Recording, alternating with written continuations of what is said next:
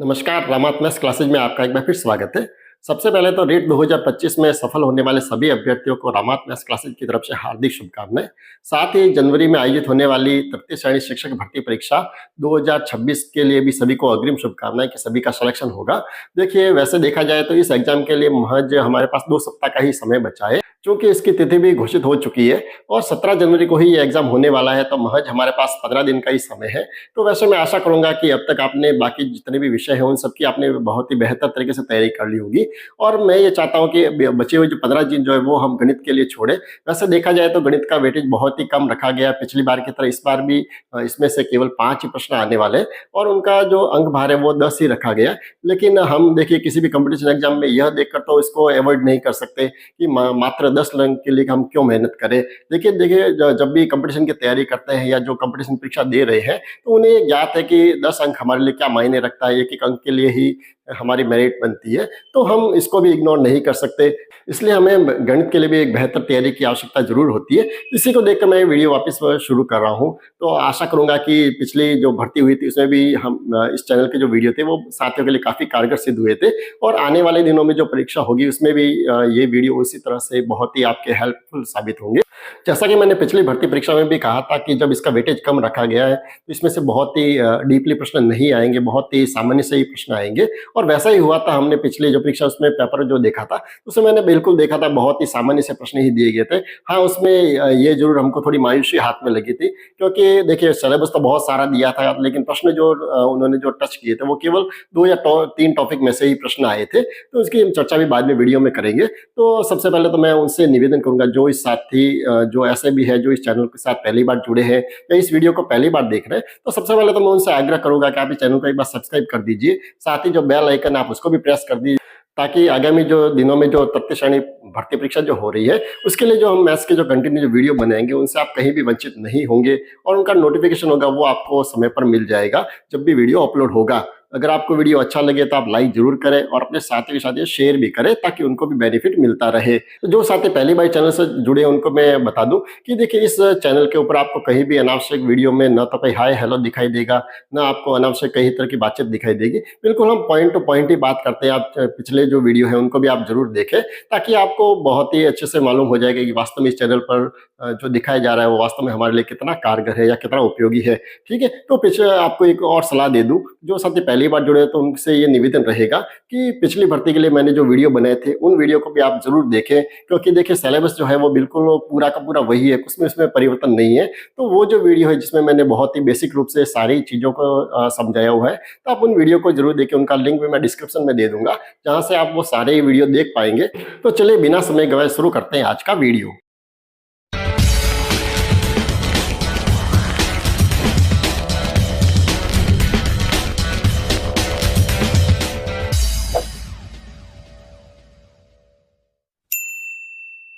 तो चलिए वीडियो की शुरुआत करते हैं पहली इकाई से। पहली जो इकाई है वो है पूर्ण संख्याएं, भाज्य और अभाज्य संख्याएं।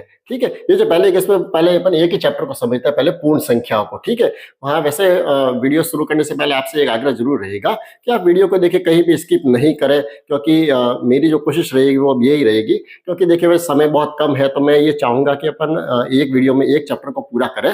तो हो सकता है कि वीडियो थोड़ा बड़ा बने। हाँ, इसमें इतना जरूर होगा कि आपको इसमें कहीं भी अनावश्यक कुछ भी दिखा नहीं देगा, ना तो भाई आपको कोई बातचीत आपको दिखाई देगी अनावश्यक रूप से। तो आपको मुझे नहीं लगता वीडियो को कहीं भी स्किप करने की जरूरत महसूस होगी। हाँ, वीडियो बड़ा जरूर बन सकता है। वैसे मुझे खुद को ही पता है कि आप जब कंपटीशन की तैयारी कर रहे हैं तो आपके लिए समय की कितनी कीमत है। फिर भी देखिए आवश्यक है कि जो जितने भी आवश्यक जो बिंदु है उनको अपन कहीं भी स्किप नहीं कर सकते, सारी चीजों को लेना बहुत जरूरी है। वैसे पिछली बार भी मैंने यही कोशिश की थी कि हम कम से कम समय में अधिकतम आपको जो पाठ्यक्रम जो है वो अपन पूरा करें और अधिकतम बिंदुओं को छूने की कोशिश की थी ताकि आपके एग्जाम में कहीं भी कुछ भी कमी नहीं रही। ठीक है, तो यही इस प्रयास इस बार भी रहेगा।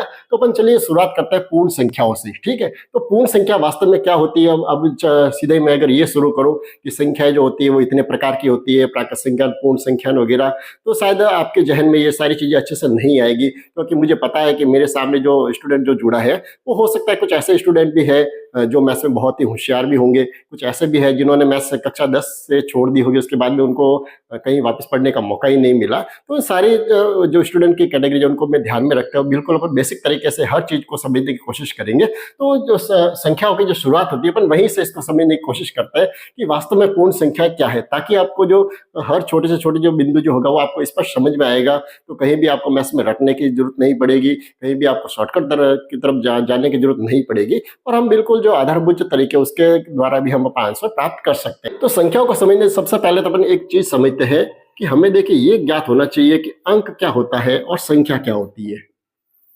ठीक है, क्योंकि जब तक हमें ये अंतर ही मालूम नहीं पड़ेगा कि संख्या कौन सी होती है, अंक कौन से होते हैं, तो इसके जितने भी कंपटीशन जो प्रश्न आते हैं उसमें अपन कंफ्यूजन पड़ जाते हैं। कई बार देखिए ऐसा लिखा हुआ है कि 5 अंकों की सबसे बड़ी संख्या बताइए, या कई बार ऐसे आती है कि जो 1 2 3 5 7 इन अंकों से एक संख्या बनाइए।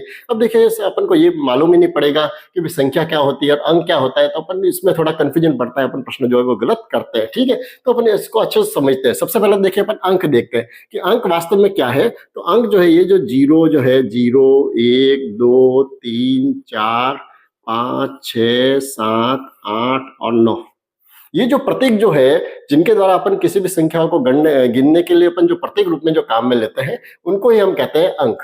ठीक है, अब देखिए आपको ये गणित की थोड़ी भाषा है तो क्लिष्ट लग सकती है कि ये प्रतीक क्या होता है। तो वास्तव में क्या है, जहां से अपन ने गणना शुरू की है, तो वैसे गणना तो कहां से शुरू होती है, हमारी 1 से शुरू होती है। किसी भी चीज को अपन को गिनना हो तो अपन कहां से शुरू करते हैं, 1 से शुरू करते हैं। ठीक है, तो हम जहां से हमारी गणना शुरू होती है वो हमारी संख्या कहलाती है। ठीक है, जैसे मुझे अगर कोई ये कहे कि मेरे सामने ये ऐसे इतनी वस्तुएं पड़ी है, इनको आप गिन के बताइए या ये संख्या में कितने ये बताना है, तो देखिए अपन शुरू कहां से करेंगे, 1 से गिनना शुरू करेंगे, 1 2 3 4 और 5। ठीक है, तो हमने ये जो 5 जो प्रतीक जो बना है कि भाई इतनी जो संख्या होगी या इतनी जो वस्तुएं होगी उसको हम क्या बोलेंगे, 5। ठीक है, तो अब इस 5 को हमने लिखा कैसे, तो ये लिखने का हमने एक स्वरूप बना दिया कि ऐसे जो लिखेंगे उसको हम बोलेंगे 5। ठीक है, और ये जो प्रदर्शित करेगा किसको करेगा, इस तरह की इतनी जो संख्या होगी, इतनी जो वस्तुएं होगी उसको ये प्रदर्शित करेगी। तो इस तरह से ये जो प्रदर्शन जो है उनको हम क्या कहेंगे, संख्या। ठीक है, तो ये अंक तो हमारे कितने हैं कुल मिलाकर जिनके द्वारा हम संख्या बना सकते हैं, वो कितने अंक है हमारे पास, 1 2 3 4 5 6 7 8 9 और एक अंक है हमारे पास 0। ठीक है, तो इतने हमारे पास कुल मिला के अंक है। अब देखिए बात ये आती है कि तो फिर अंक जो है तो इससे संख्या कैसे बनेगी। ठीक है, तो जब इन अंकों को अपन व्यवस्थित रूप से लिख देते हैं, जब समूह में लिख देते हैं, तब जाके वो एक संख्या बनती है। अब कैसे बनती है, देखिए जैसे मैं अगर ये लिखूं, जैसे मैंने कहीं पर लिख दिया 2 7 और ये 5। ठीक है, अब इसका अर्थ ये हुआ कि देखिए अगर मैं इसको अलग अलग देखूं, अगर ये है तो अगर ये क्या है, मेरे पास केवल 2 है, ये क्या है 7 है, और ये क्या है 5। ठीक है, तो अब ये अंक है या संख्या है, ये भी हमारे दिमाग में कंफ्यूजन रह सकता है। तो सबसे पहले तो हम ये समझे कि संख्या क्या होगी, जब इन अंकों को अपन साथ में लिखेंगे, समूह में लिखेंगे, तब जाके वो एक संख्या बनेगी। ठीक है, तो अब जब अलग अलग लिखे हुए तो क्या ये संख्या नहीं है, तो देखिए जो हमारी जो गणना जो शुरू होती है वो कहां से शुरू होती है, 1 से शुरू होती है। तो ये 1 2 3 4 से लगाकर 9 तक जो है ये भी क्या है, अंक भी है और ये संख्या भी है। अगर इसको हम एक अंक की संख्या बोले तो ये संख्या भी कहलाएगी और ये अंक भी है। इन्हीं अंकों से हम सारी संख्या बना सकते हैं। ठीक है, अब उसमें कितने भी अंक हो सकते हैं। जैसे यहाँ पर मैंने एक संख्या जो बनाई है, जो समूह में लिखे, मैंने कितनी संख्या लिखी है यहाँ पर, 1 2 3। अब यहाँ पर मैंने अंक तो लिखे हैं 3। कितने लिखे मैंने, अंक तो लिखे हैं 3 और संख्या कितनी बनी है, 1। यानी ये जो यहाँ पर मैंने जो संख्या लिखी है वो 3 अंकों की एक संख्या बनी है। ठीक है, यानी इसमें कौन कौन से अंक है, तो हम ये बता सकते हैं इसमें 2 है, 7 है और 5 है। इन 3 अंकों से ये एक संख्या बनी है। ठीक है, तो ये तो सामान्य सा जो है प्रश्न जो है, देखिए वैसे कंपटीशन में तो ये नहीं आता है, लेकिन फिर भी समझना इसको बहुत जरूरी होता है, ताकि आगे हम जो अच्छे अच्छे प्रश्न जब करेंगे तो उसमें हमको कहीं भी दिक्कत नहीं आएगी कि अंक कौन से है और संख्या कौन सी है। ठीक, तो आगे बढ़ते हैं। तो अभी हमने देखा है कि संख्या जो होती है वो संख्या में कितने एकल अंक भी हो सकता है या अंकों का समूह भी हो सकता है। ठीक है, तो ये हमने एक देखा है कि अंक जो है, एकल अंक का मतलब क्या है, जैसे एक अंक है, जैसे 1 2 3 4 5, 6, 7, 8, 9। ठीक है, तो ये जो एकल अंक है, एक अंक जो है, इन एक अंक से भी ये संख्या बन सकती है। सात अंकों का समूह, समूह का मतलब है अगर एक से ज्यादा अंकों का साथ में अगर ले ले, जैसे मैंने एक लिया 5, एक लिया मैंने 4, एक लिया मैंने 7, एक लिया मैंने 9, एक लिया मैंने 8। ठीक है, तो ये इनको अगर साथ में भी लिखूं तो भी ये क्या बन जाएगी, एक संख्या। ठीक है, अब ये कौन सी संख्या बनेगी, तो ये हम ऐसे निर्धारित नहीं कर सकते। और उसके लिए हमें क्या है कि हम हर जो संख्या जो होती है उस संख्या का स्थान निर्धारण होता है। क्या होता है, हर जो अंक जो है उस अंक का स्थान जो है वो निर्धारित होता है। उसके द्वारा ही हम इस संख्या को समझ सकते हैं ये कौन सी संख्या है, या इस संख्या को हम पढ़ सकते हैं कि ये कौन सी संख्या लिखी हुई है। ठीक है, तो अब इसका स्थान कैसे निर्धारित है, तो हम भारतीय संख्या पद्धति भी अलग है, अंतर्राष्ट्रीय संख्या पद्धति भी अलग है। पहले हम भारतीय शिक्षा पद्धति के अनुसार देखें तो इसका जो पहला जो अंक जो स्थान जो होता है, ये किसका स्थान होता है, इकाई का। दूसरा जो स्थान है वो दहाई का, तीसरा जो है वो सैकड़े का, चौथा जो है 1000 और पांचवा जो है 10,000 का। इस तरह से आगे जो है सारे स्थान निर्धारित किए हुए, जैसे अपन ने कक्षा 3 से लगातार पढ़ते हैं तो ज्यादा इसको अपन विस्तार में नहीं समझेंगे। ठीक है, तो ऐसे सारी चीजें आप जानते हैं तो केवल उसका दोहरान ही करना अपन आवश्यक होता है। तो ये जो संख्या जो बनेगी वो किससे बनेगी, ये जो संख्या है, अब यहाँ से हम देखें तो ये 8 तो इकाई पे लिखा हुआ है, 9 दहाई पे लिखा हुआ है, 7 जो है वो सैकड़े पे लिखा हुआ है, इसका जो वैल्यू 100 है, फिर ये 1000 पे है और ये 10,000 पे, तो ये कितने होगी, ये संख्या जो बनेगी वो हो जाएगी 54,798। ठीक है, तो ये जो संख्या जो पढ़ना है या जो संख्या को जो लिखना है वो किसके द्वारा निर्धारित होता है, उनका जो स्थान निर्धारण होता है। इस स्थान जो है, प्रत्येक का जो स्थान है उसी के आधार पर हम संख्याओं को बनाते हैं, उसको पढ़ते हैं और उसको लिखते हैं। आगे बढ़ते हैं और अब हम समझते हैं कि भाई संख्या वास्तव में कौन कौन सी है। देखिए, सबसे पहला जो नाम आता है वो आता है प्राकृत संख्या का। कौन सी संख्या आती है, प्राकृत संख्या। अब ये कौन सी संख्या होती है, यानी वही संख्या जहां से हमारी गणना शुरू होती है। ठीक है, यानी जहां से हमारी गिनती शुरू होती है, तो अपन ने अभी देखा ही था वीडियो में कि हमारी जो गिनती शुरू होती है कहां से होती है, एक से गिनना शुरू करते हैं किसी भी वस्तु को, तो 1, 2, 3, 4, 5, 6, इस तरह से करते करते हम आगे जो संख्याओं को गिनना शुरू करते हैं। तो ये जो सारी संख्या है वे कहलाती है प्राकृत संख्या है। ये प्राकृत संख्या जो कहाँ तक होती है, अनंत तक होती है। वैसे देखिए, अनंत के लिए जो निशान है वो बहुत सारी किताबों में अलग अलग दिया हुआ था। वास्तव में 3 बिंदुओं के द्वारा इसको प्रदर्शित किया जाता है। ठीक है, तो यहाँ पर ऐसा ये नहीं कि जैसे खूब सारे ऐसे यूट्यूब चैनल होंगे जिसमें वीडियो इस तरह से बता देंगे कि आगे कंटिन्यू संख्या बनती जाती है या लिखते जाते हैं, ये इसका तरीका बिल्कुल गलत है। ठीक है, तो वास्तव में अनंत को कैसे प्रदर्शित करते हैं, केवल 3 डॉट से। तो ये तो हो गई प्राकृत संख्या है जो कहाँ से शुरू होती है, सीधा सा है कि तो 1, 2, 3, 4, 5, 6 से लगाकर अनंत तक ये चलती जाती है। ठीक है, तो ये तो होगी प्राकृत संख्या। अब आती है हमारा जो टॉपिक है उसकी बात करें तो दूसरी जो संख्या होती है वो होती है पूर्ण संख्या।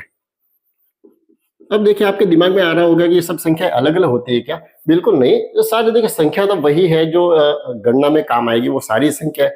अब देखिए, संख्या शुरू तो कहाँ से होती है, 1 से शुरू होती है। तो 1, 2, 3, 4, 5, 6, ये सारी संख्या जो है वो क्या है, प्राकृत संख्या है। अभी देखिए, इसमें संख्या में देखिए कहीं भी गिनने में कहीं शून्य तो कहीं काम में आता ही नहीं है। तो शून्य को भी अगर अपन साथ में ले ले, क्योंकि गणना में हमारे ये कई बार उपयोगी तो होता ही है, जैसे जोड़ने में नहीं आता लेकिन घटाने में तो ये 0 काम में आता ही है। तो ये भी एक हमारी संख्याओं का एक अभिन्न अंग है, इसलिए इसको भी हम जब साथ में लिखते हैं तो ये बन जाती है हमारी पूर्ण संख्या है।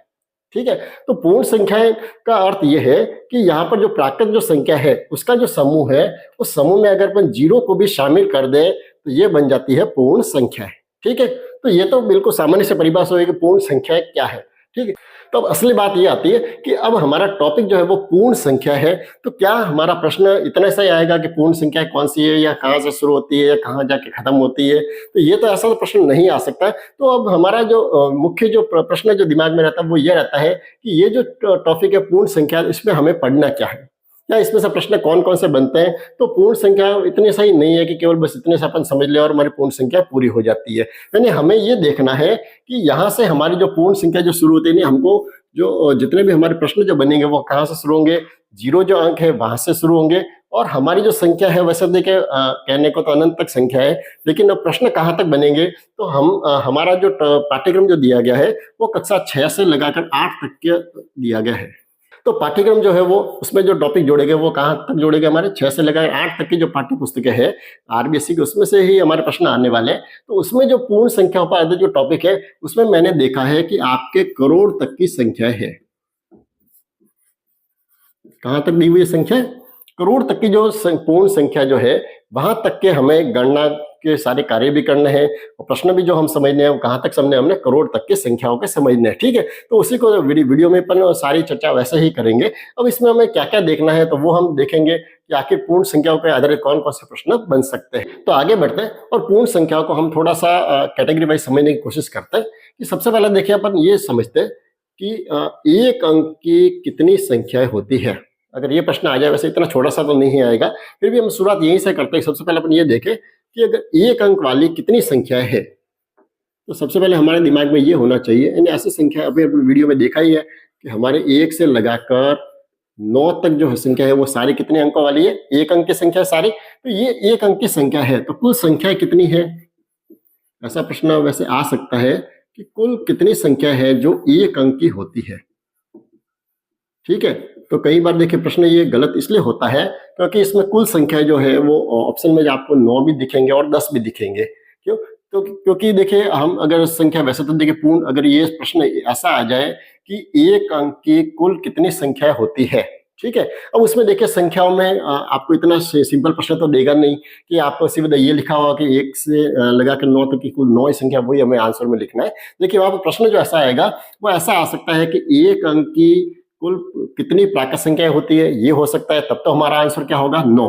और अगर ऐसा आ जाए कि एक अंक की कुल पूर्ण संख्या कितनी होती है, तो पूर्ण संख्या तो कहां से शुरू होती है? 0 से शुरू होती है। तो हमें जो संख्या वो लिखनी पड़ेगी, वो कहां से लिखनी पड़ेगी? 0 से 9, यानी कुल कितनी संख्या हो जाएगी? 10। ठीक है, तो हमें ये प्रश्न की भाषा को समझना बहुत जरूरी है कि वहां पर हमें प्रश्न क्या पूछ रहा है, केवल संख्या पूछ रहा है या वो प्राकृत संख्या पूछ रहा है या वो पूर्ण संख्या पूछ रहा है। ठीक है, तो हम इसलिए एक अंक से शुरू कर रहे हैं। एक अंक की जो संख्या है वो कितनी होती है? कुल मिलाकर तो 9 होती है। अब इसमें अगर ये पूछा जाए कि सबसे छोटी संख्या कौन सी है,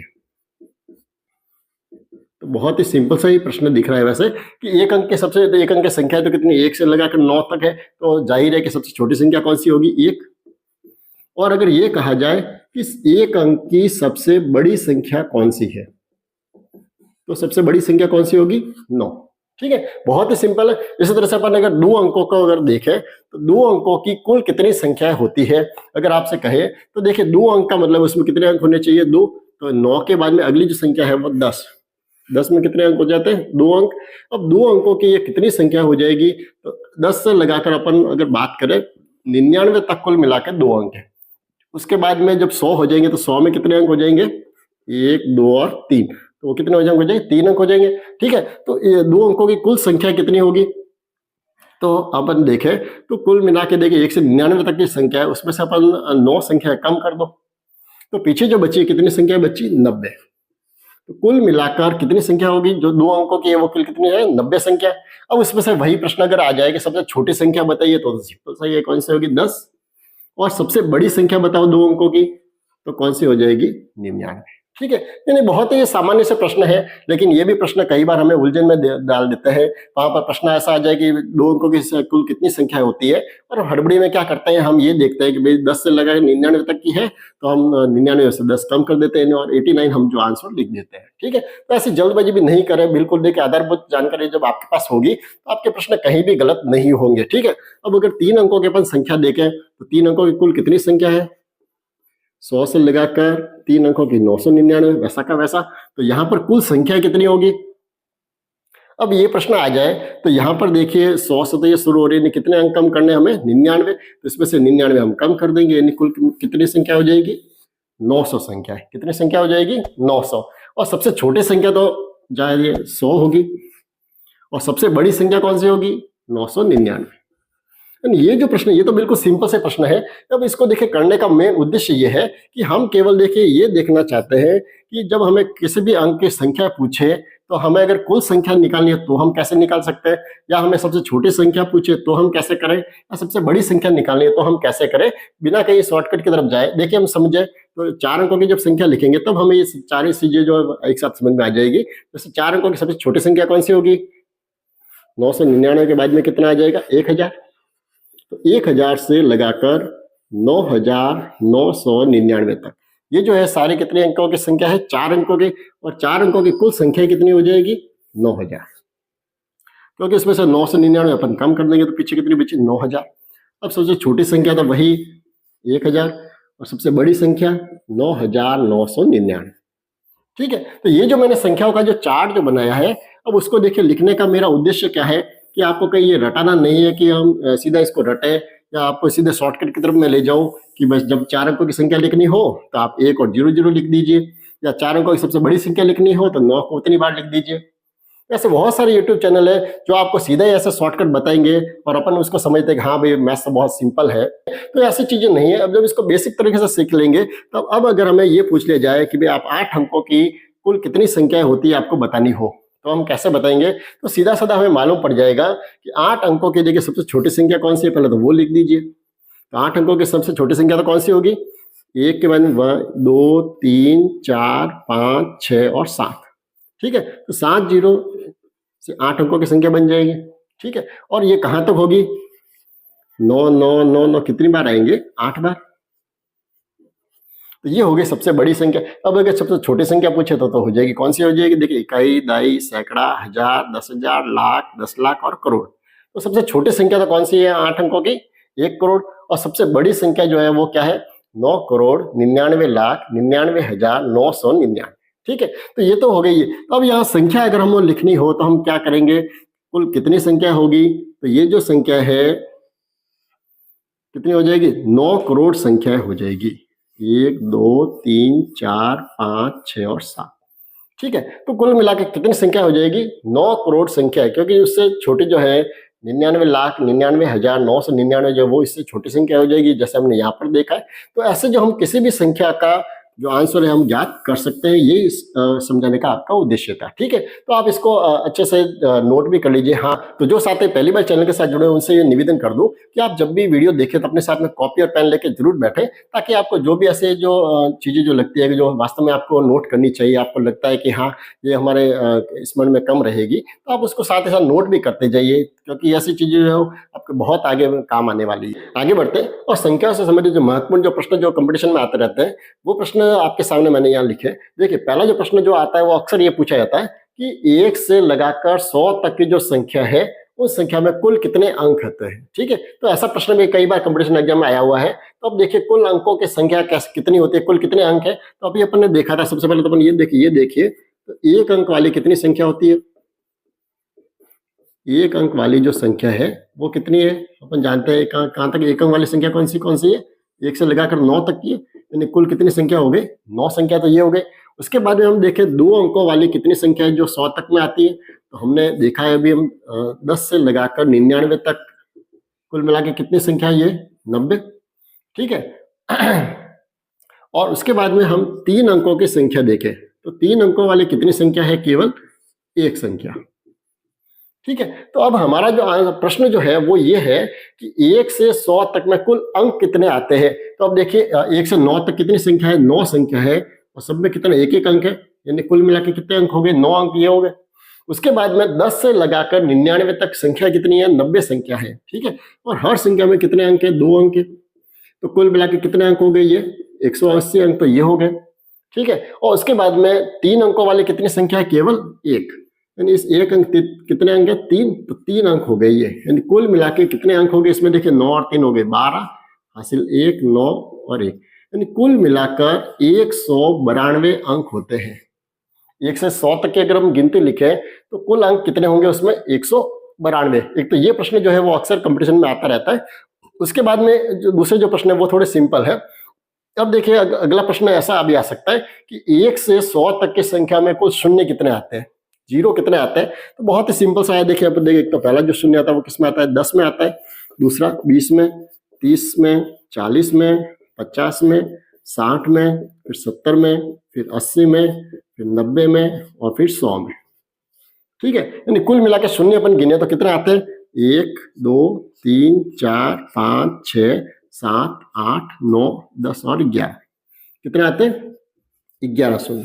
ठीक है। तो ये भी प्रश्न एक बार कंपटीशन में आया हुआ है, तो अपन देखिए मेरी एक मंशा हमेशा रहती है कि अपन जब भी किसी टॉपिक को पढ़े तो उससे संबंधित सारी ही चीजें, चाहे वो छोटी हो या चाहे बड़ी हो, सारी चीजें यहाँ बोर्ड पर आनी चाहिए, आपको ज्ञात होनी चाहिए, ताकि ऐसे छोटे प्रश्न में, क्योंकि कंपटीशन में मैंने अक्सर देखा है कि ऐसे ही प्रश्न आते हैं जो बिल्कुल आधारभूत जानकारी से जुड़े हुए होते हैं, और ये भी हमारे कई बार गलत होते हैं। ठीक है, तो हमारा टारगेट यही रहना चाहिए कि हमें कुछ भी ऐसे गलत नहीं हो कि जिसके कारण हमारे 2 नंबर भी कम हो जाए। ठीक है, तो अगला जो प्रश्न वो बनता है वो 100 तक की संख्याओं में ये बनता है कि 1 से लगाकर 100 तक की संख्याओं में एक अंक की आवर्ती कितनी बार होती है, यानी ऐसी कितनी संख्या है जिसमें ये एक एक लिखा हुआ मिलता है। ठीक है, तो अपन सबसे पहले तो ये देखें कि एक जो है वो किस में मिलेगा। एक तो एक, उसके बाद में 10, उसमें भी एक आता है, उसके बाद में 11 में भी आता है, 12, 13, 14, 15, 16, 17, 18, 19। ठीक है, इनमें एक आता, फिर 20 में तो नहीं आता।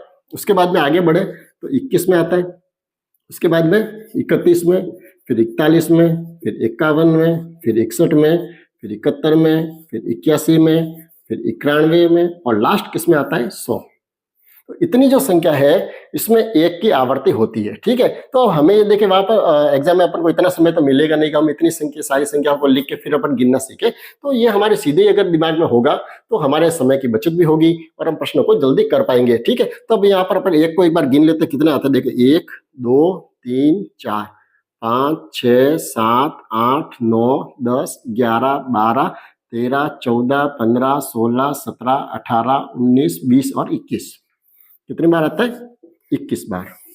तो एक की जो आवृत्ति होती है वो 1 से लगाकर 100 तक में कितनी होती है, 21 बार आवृत्ति होती है। ठीक है, अब इसी तरह से एक प्रश्न आगे यह है कि जैसे 1 से 100 तक की जो संख्या है उसमें शेष जो 2 से लगाकर 9 है उसमें आवृत्ति कितनी होती है। तो सारे देखिए संख्या तो ऐसे कैसे होगी, जैसे 2 है तो अब केवल मात्र देखिए इनमें और इसमें केवल इतना ही अंतर होगा, क्योंकि बाकी जो जितनी भी संख्या है उसमें तो इसी तरह से आवृत्ति होती जाएगी। केवल मात्र कितना फर्क पड़ेगा, केवल 100 का फर्क पड़ देगा। अपन एक बार करके देख लेते हैं, जैसे 2 का अपन करके देखते हैं। सबसे पहले 2 किस में आएंगे, 2, उसके बाद में 12 में, उसके बाद में सीधे 20, फिर 21, 22, 23, 24, 25, 26, 27, 28, फिर 29, फिर 30 के बाद में कितना आएगा, 32 में आएगा, फिर 42, फिर 52, फिर 62, फिर 72, फिर 82 और फिर 92।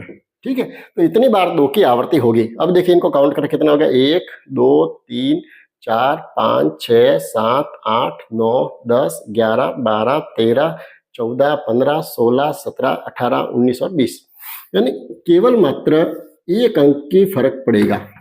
कितना अंक, यानी एक 100 जो है 100 में देखिए एक की आवर्ती थोड़ी एक एक्स्ट्रा बार होती है, लेकिन बाकी जितने भी अंक है उन सबकी आवर्ती कितनी बार होगी, 20 बार। ठीक है, तो ये कुछ जो छोटे जो प्रश्न है इनको आप एक बार नोट कर लीजिए। ये प्रश्न अक्सर एग्जाम में आते हैं और वहां पर अपन इतनी काउंट करने नहीं बैठ सकते, हमारे पास इतना समय नहीं होता है। तो अगर हमें सीधी जानकारी होगी तो हम सीधे आंसर लिख सकते हैं कि भाई कुल अंकों की अगर संख्या पूछे तो हम 192 लिख सकते हैं। अगर हमें ये पूछे कि कुल मिलाकर शून्य कितने आते हैं तो हम 11 लिख सकते हैं सीधे।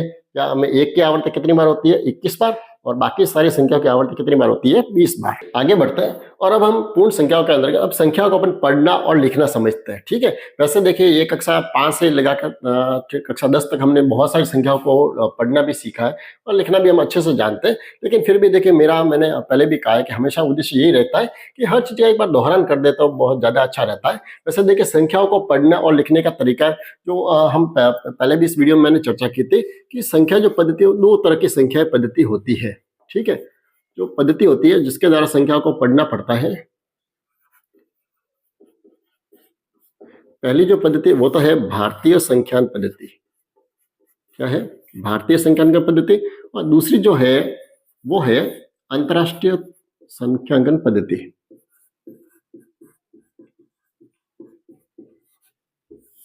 ठीक है, तो भारतीय संख्या जो पद्धति है उसमें तो अपन लिखना और पढ़ना भी अच्छे से जानते हैं, लेकिन उसको अपन थोड़ा सा एक बार दोहरान कर लेते हैं। अब देखिए किसी भी संख्या को पढ़ना हो या लिखना हो तो जैसे हमने पहले भी वीडियो में चर्चा की है कि इसके लिए हमें किसकी जरूरत पड़ेगी, स्थानीय मान की जरूरत पड़ेगी, क्योंकि हर स्थान फिक्स होता है।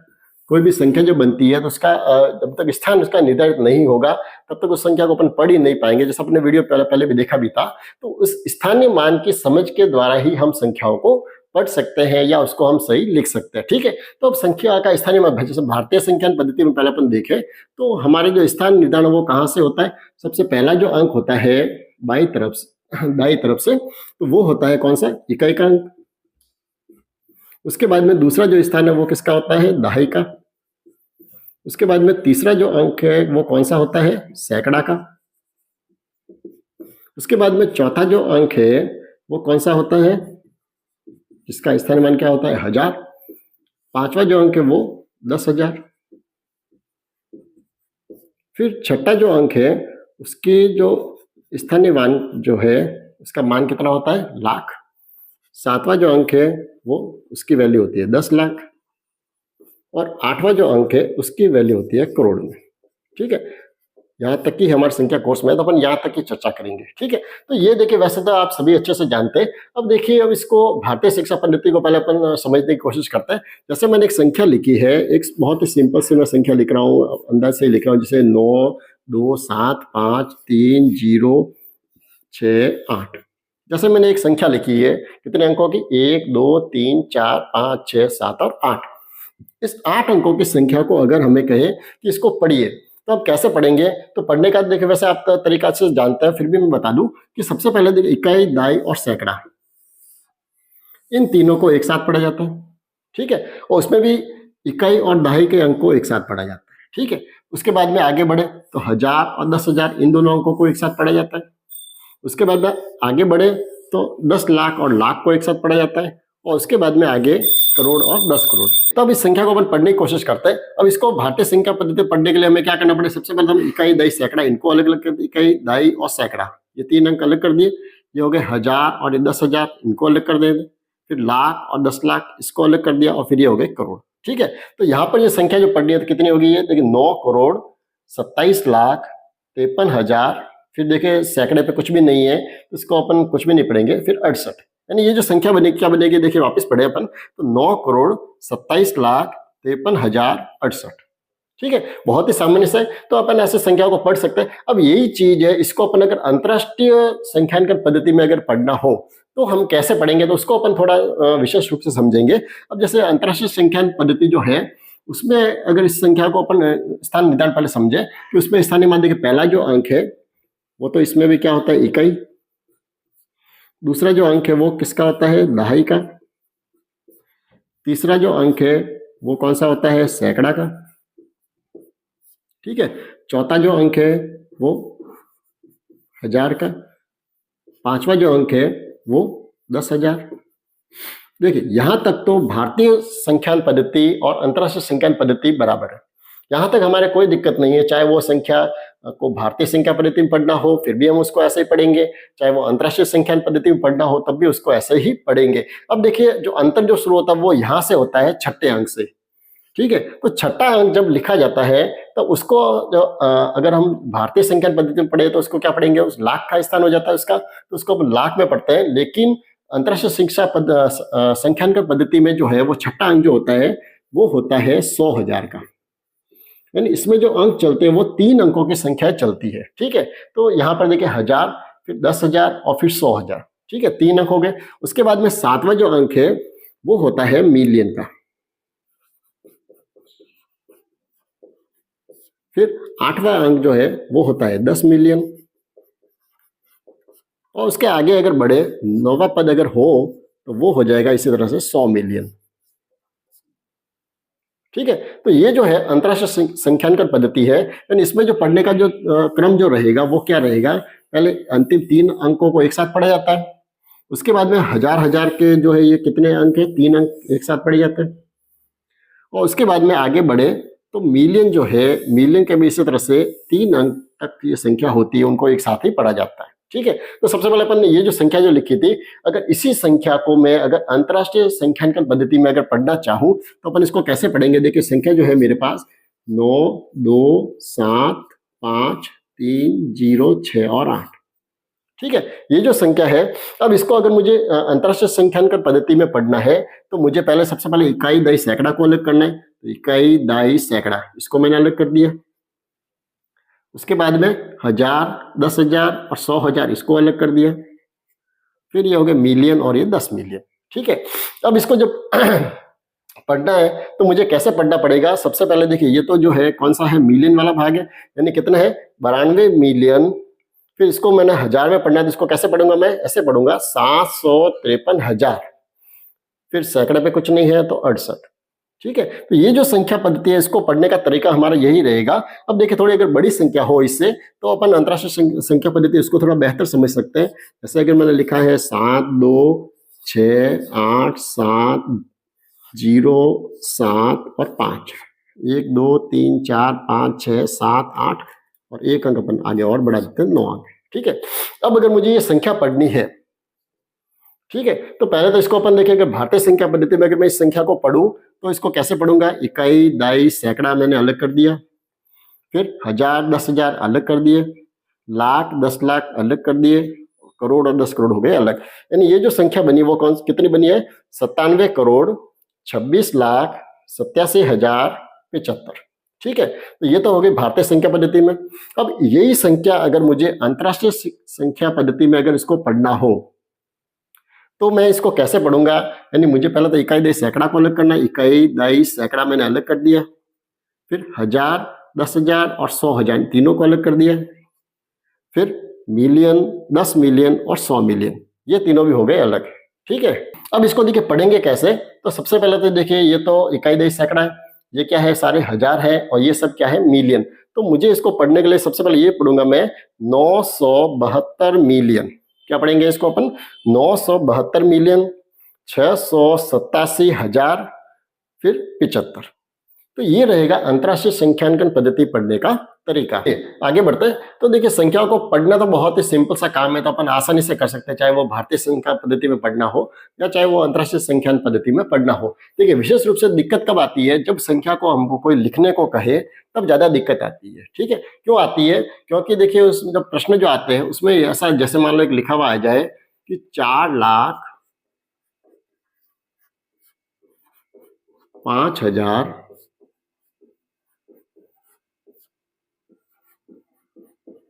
720, जैसे ये लिखा हुआ, इसको हमको संख्या पहचाननी है कि इसमें संख्या कौन सी है, या इसमें संख्या पद्धति में इसको बदलना हो तब हमारे दिक्कत होती है। क्योंकि अक्सर हम क्या करते हैं, जब ऐसी संख्या जो हमारे सामने आती है तब सीधा से लिख देते हैं, जैसे 4,05,720, जैसे ये लिख देते हैं। ठीक है, और हम इसी प्रश्न को ढूंढने की कोशिश करते हैं, या ऑप्शन में हम ढूंढने की कोशिश करते हैं, और हमारा जो प्रश्न होता है वो गलत हो जाता है। क्यों होता है गलत? क्योंकि हम देखिए, स्थानीय मान की समझ हमारे दिमाग में है तो सही, लेकिन सही रूप से नहीं होने के कारण हम ये प्रश्न जो है वो अक्सर हमारे गलत होते हैं। क्योंकि अगर देखिए, हमें ये अगर ज्ञात हो कि जब लाख तक हमें संख्या लिखनी है तो उसमें स्थान, लाख का स्थान कौन सा होता है, तो हम ये जानते हैं कि भाई इकाई, दाई, सैकड़ा, हजार, 10,000। तो ये तो जो संख्या बनी है वो कितनी बनी है? 45,720 ही बनी है।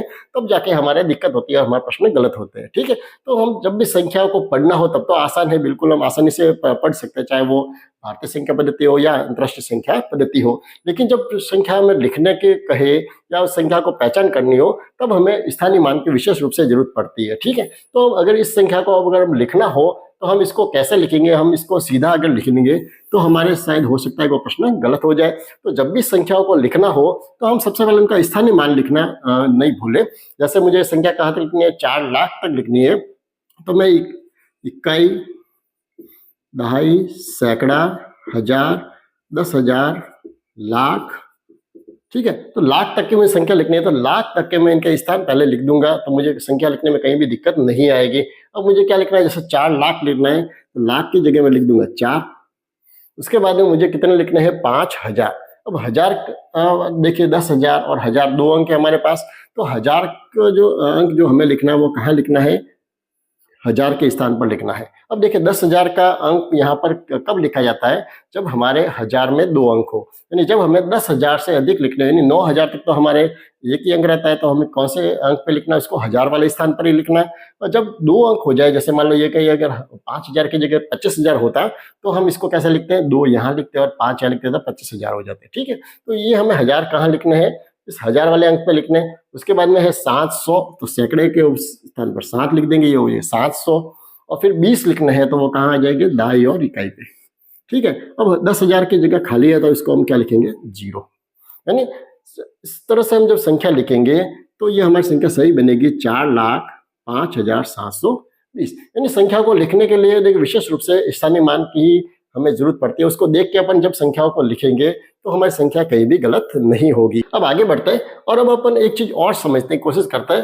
जैसे कई बार प्रश्न ऐसा आता है कि जैसे कोई संख्या दी हुई हो, एग्जाम्पल के लिए जैसे मैं एक संख्या लिख दूं यहाँ पर 2 7 9 8 2 6, जैसे मैंने एक संख्या लिखी है, ठीक है। अब ये संख्या है, अब मुझे ये पूछ लिया जाए इसमें से किसी एक अंक, जैसे मान लिया अपन 7 को ही ले लेते, ठीक है। तो यहाँ पर अगर ये पूछ लिया जाए कि इस 7 का जातीय मान बताइए, या ऐसा प्रश्न भी आ सकता है कि अंकित मान बताइए, या लिखा हुआ आ सकता है वास्तविक मान बताइए, या लिखा हुआ आ सकता है शुद्ध मान बताइए। तो अब देखिए ऐसे जो प्रश्न आते हैं बिल्कुल देखिए देखने में तो बिल्कुल सा सिंपल सा ही दिख रहा है, इसका आंसर भी बहुत ही सिंपल सा दिखेगा। लेकिन जब तक हमें ये पता ही नहीं होगा कि जातीय मान कौन सा होता है, या अंकित मान कौन सा होता है, या वास्तविक मान कौन सा होता है, या शुद्ध मान कौन सा होता है, तब तक अपन इसका आंसर लिख ही नहीं पाएंगे और हमारा प्रश्न गलत हो सकता है, ठीक है। ये छोटी छोटी जो जानकारी है इनको आप बिल्कुल नोट करते जाइए। अब देखिए अंक का जातीय मान, अब देखिए हमने स्थानीय मान तो खूब पढ़ा है, ठीक है। अगर ये की ये बात अगर ये आती है कि इस अंक का स्थानीय मान बताएं तो आप बहुत ही जल्दी बता लेंगे। लेकिन अगर ये पूछ लिया जाए कि इसका जातीय मान कौन सा होगा,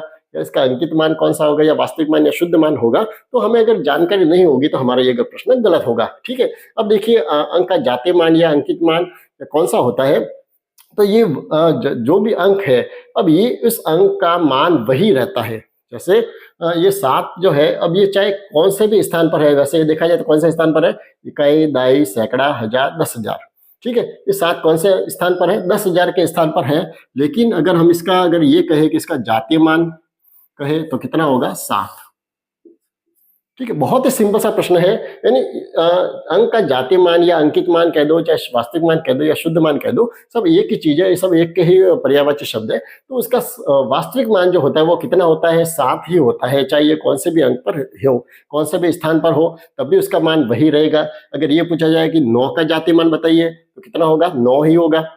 अगर 8 का जातीय मान बताइए तो 8 ही रहेगा। 2 का पूछेंगे तो 2 ही रहेगा, या 6 का पूछेंगे तो 6 ही रहेगा, ठीक है। बहुत ही सिंपल सी जानकारी है। अब बात आती है कि स्थानीय मान कौन सा होता है। तो वैसे स्थानीय मान तो अपन सब जानते ही हैं। तो स्थानीय मान कौन सा होता है, तो जो भी अंक है उसका जातीय मान जो है, अपन जानते हैं जातीय मान, और इन गुणा में जो है उसके स्थान का जो मान है, ठीक है।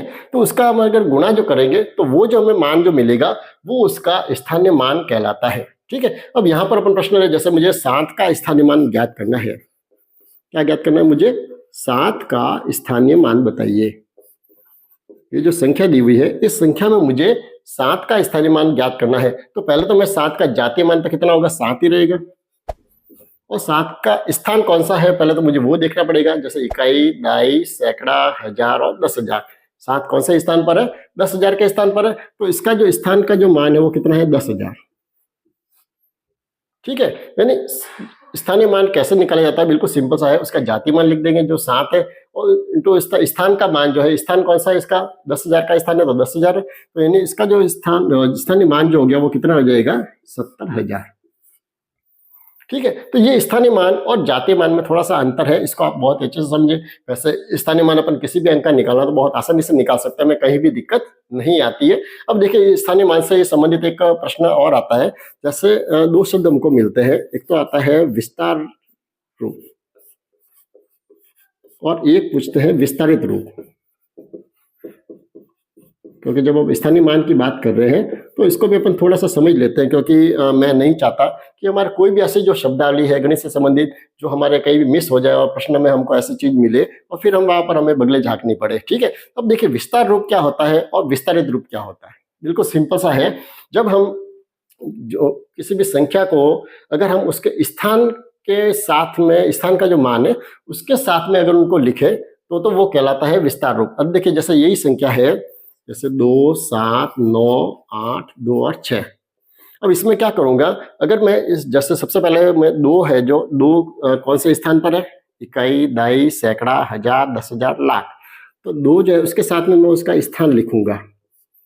2 जो है वो कहाँ पर है, लाख के स्थान पर। फिर इकाई 7 कहाँ पर है, 7 का जो स्थान है वो कौन सा, इकाई, दाई, सैकड़ा, हजार, 10,000। 7 जो है वो क्या है, 10,000। फिर उसके बाद में 9 जो है वो कितने हैं, इकाई, दहाई, सैकड़ा, हजार है। फिर उसके बाद में अगला जो अंक है वो 8 है, तो 8 क्या है, सैकड़ा है। फिर उसके बाद में 2 जो है वो क्या है, दहाई है। और अंत में जो 6 जो है वो क्या है, इकाई। अगर मैं इसको इस रूप में अगर लिखता हूं, ये जो संख्या है इसको मैंने विस्तार रूप में लिखा है, ये इसका कहलाता है विस्तार रूप। यानी विस्तार रूप में मुझे एक एक अंक का स्थान लिख रहा हूं मैं, वो कहलाता है इसका विस्तार रूप। ठीक है, तो अब जब विस्तार रूप ये है तो फिर विस्तारित रूप कौन सा होगा, तो विस्तारित रूप जो है वो भी बिल्कुल ऐसा ही होगा। अब उसमें हम क्या करेंगे, मुझे इसमें इसका स्थान न लिखकर मैं इसका स्थानीय मान लिखूंगा। अगर हम इसका स्थानीय मान लिखते हैं, जैसे 2 लाख की जगह मैं सीधा ऐसे 2 लाख लिख दूं, फिर 7-10 हजार की जगह में 7 के जो स्थानीय मान है कितना आ रहा था, 70,000, तो मैंने 70,000 लिख दिए। फिर 9 का स्थानीय मान कितना है, 9,000। फिर 8 का स्थानीय मान सैकड़ा है, 8 सैकड़ा है तो 800 हो गए। 2 दहाई है तो कितने हो गए, 10 दूनी 20 हो गए। और 6 इकाई है तो 6 का 6 हो गया। ठीक है, तो ये जो इस तरह जो लिखने का जो तरीका है वो कहलाता है विस्तारित रूप।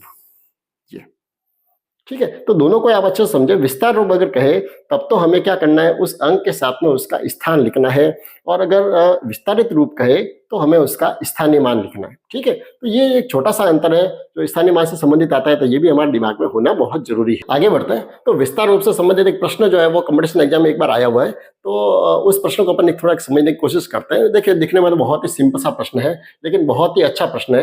एक प्रश्न हमारे सामने ये है कि 5 लाख प्लस 3,000 प्लस 20 सैकड़ा प्लस 12 दहाई प्लस 15 इकाई को अंकों में लिखिए।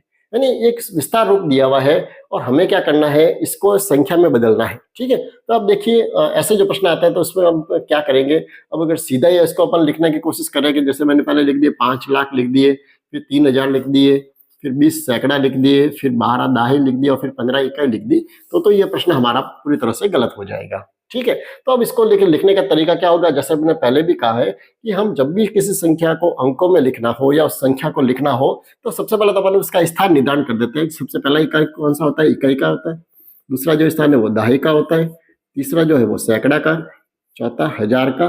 और पांचवा 10,000 का।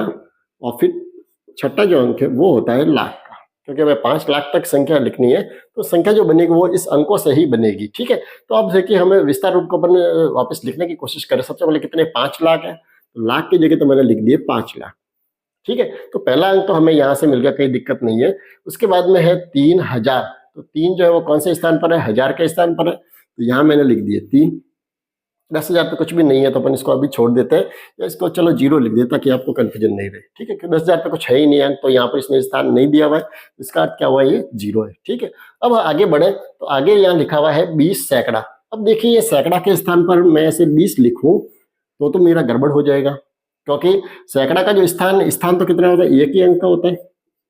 तो यहाँ पर अब मुझे 20 सैकड़ा लिखना है, तो 20 सैकड़े का अर्थ ये होगा, देखिए कितने सैकड़ा है, 20 सैकड़ा। तो 20 सैकड़ा का अर्थ ये जो 0 जो है वो तो यहाँ रहेगा, ये 2 जो है वो कौन सी संख्या हो जाएगी, हजार के स्थान पे जाएगी।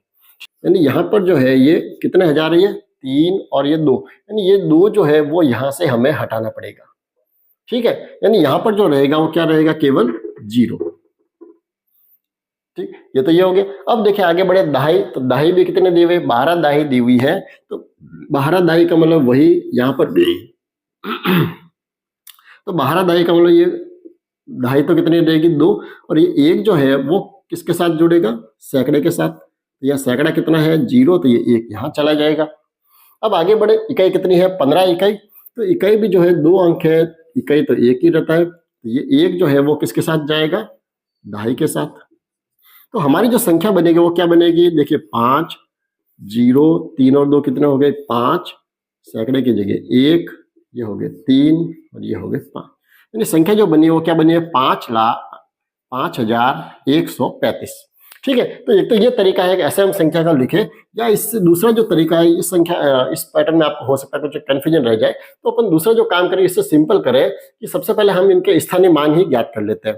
जैसे यहाँ पर लिखा हुआ है 5 लाख, तो 5 को हम 5 लाख लिख देते हैं, इकाई, दहाई, सैकड़ा, हजार और 10 लाख। ठीक है, इकाई, दहाई, सैकड़ा, हजार, 10,000 और लाख, ये तो हो गए 5 लाख। फिर उसके बाद में उसने कितने दिए हुए? 3,000, तो ये मैंने लिख दिए 3,000। उसके बाद में कितने हैं? 20 सैकड़ा, तो ये 20 सैकड़ा हो गए। उसके बाद में 12 दहाई है, तो 12 को 10 से गुणा कर देते, 12 दहाई हो गई। और प्लस 15 इकाई है, इकाई का मतलब 1, तो 15 1। ठीक है, तो देखिए संख्या क्या बनेगी? ये तो है 5 लाख, ये है 3,000, और 20 को 100 से गुणा कर दिया, कितने हो गए? ये भी 2,000। 12 को 10 से गुणा कर दिया 120, और 15 का 1 से गुणा कर दिया 15 एकम 15। ठीक है, तो कितने हो गए? ये तो 5 लाख प्लस 3,000 और 2,000 कितने हो गए? 5,000। 120 और ये 15 और जोड़ दिए, 135 हो गए। ठीक है, तो अब हमारे जो आंसर है कितना हो गया? देखिए 5,05,135, तो 5,05,135। इस तरह से अपन इसका आंसर ज्ञात कर सकते हैं। और ये तभी संभव होगा जब हमें या तो इस विस्तार रूप की समझ हो, या हमें विस्तारित रूप की समझ होगी, तभी जाके हम ऐसे प्रश्नों को हल कर पाएंगे। चलिए आगे बढ़ते हैं। तो संख्याओं से संबंधित इसके अलावा जो प्रश्न जो बनते हैं वो एक इस तरह का आता है, जो अपन वैसे सभी जानते हैं, तो उसको मैं ज़्यादा बड़ा कर यहाँ लेने की कोशिश नहीं करूँगा। एक तो आता है आरोही क्रम, और एक आता है अवरोही क्रम। ठीक है, इससे संबंधित प्रश्न भी कई बार कंपटीशन एग्जाम में देखने को मिलते हैं, लेकिन देखिए ये इतना विशेष कोई बड़ा टॉपिक नहीं है कि इसको अपन को पूरा लेना पड़े। तो वैसे देखिए आरोही क्रम का मतलब तो क्या होता है, हम यहाँ पर थोड़ा सा जान लेते हैं कि सबसे पहले हमें क्या करना है, जो है छोटी संख्या लिखनी है, फिर छोटी संख्या से बड़ी संख्या की तरफ हम आगे बढ़ते हुए संख्या को जो लिखते हैं वो कहलाता है आरोही क्रम। ठीक है, और अवरोही क्रम जो है वो इसका जस्ट उल्टा है, पहले हमें बड़ी संख्या, और फिर उसके बाद उससे छोटी, फिर उससे छोटी, फिर सबसे छोटी जो संख्या है वो सबसे लास्ट में लिखी जाती है, तो ये कहलाता है अवरोही क्रम। ठीक है, तो इस तरह से एग्जाम में खूब सारे से प्रश्न आते भी रहते हैं जहाँ पर खूब सारी संख्या दी हुई हो, और फिर उसमें ये पूछ लिया जाए इसमें सही आरोही क्रम कौन सा है या सही अवरोही क्रम कौन सा है। तो ये तो अपन संख्या को देख के पहचान सकते हैं, या उनको अपन अगर संख्या को अच्छे से पढ़ना जानते हैं तो अपन आसानी से उसमें से अपन पहचान कर सकते हैं कि कौन सा इसमें से अवरोही क्रम है या कौन सा इसमें से आरोही क्रम है। तो इसको अपन इतना यहाँ पर लेके समय बर्बाद नहीं करेंगे, अपन सीधे ही आगे बढ़ते हैं। अपन एक जो इम्पोर्टेंट जो प्रश्न जो बनता है संख्याओं से संबंधित, वो ये बनता है कि किसी भी जो संख्या जो दी हुई होती है उसमें हमें इकाई का अंक बताना होता है, या मात्रक अंक, या अंतिम अंक है, या एकक अंक, सारे एक ही शब्द की परिभाषा है। तो ये हमें ऐसे प्रश्न अक्सर देखने को मिलते हैं कंपटीशन एग्जाम में, जहां पर हमें इकाई का अंक पूछा जाता है कि इसमें से इकाई का अंक बताइए। अब देखिए आपके दिमाग में आ रहा है, ये तो बहुत ही सिंपल सा प्रश्न है कि जैसे अगर कोई संख्या थोड़ी लिखी हुई है, जैसे संख्या लिखी हुई आए 2 7 3 9 6 8, जैसे मैंने संख्या लिख दी 9। ठीक है, चाहे वो इतनी बड़ी संख्या है, वो इसमें से ऐसा सिंपल सा प्रश्न थोड़ी आएगा कि इसमें से बताइए इसका इकाई का अंक कौन सा है। तो ये बिल्कुल मुझे सामान्य से दिख रहा है कि इसको इकाई का अंक 9 है, या इसका मात्रक अंक कह दो तो भी क्या है 9 है, या अंतिम अंक कहे तो भी 9 है, या इसका एकक अंक कहे तो भी 9 है। तो ऐसा सिंपल प्रश्न तो आएंगे नहीं, और मैं इतने सिंपल प्रश्न लूंगा भी नहीं, मैं यहाँ पर बहुत अच्छे प्रश्न ले रहा हूँ।